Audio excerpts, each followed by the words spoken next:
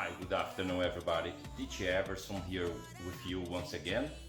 And today we're going to talk about clothes. Well, men's clothes. Question.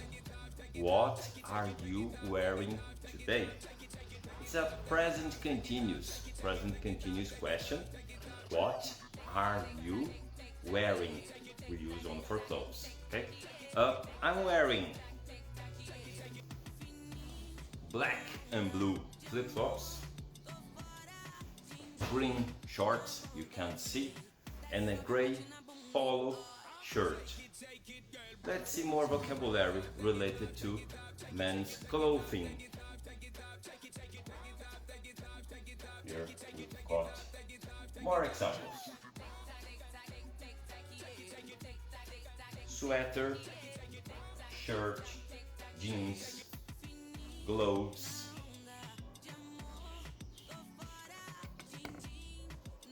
cap, suit, terno, two parts, a jacket and pants, okay, two parts, suit, terno, Hawaiian shirt, singlet. For this one, singlet, I've seen other words. I've seen tank top and I've seen vest, so depending where you are. Business shoes, or simply shoes, flip-flops, okay? Shorts, the same in Brazil, shorts. Cardigan, so it's this style of blouse, open in the front.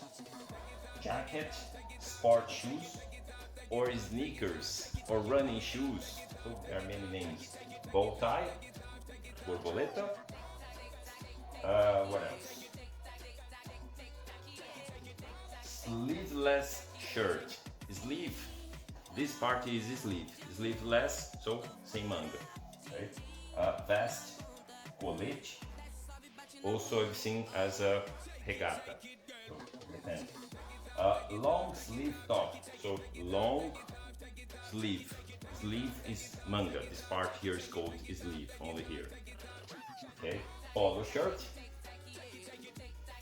Jumper, blusa.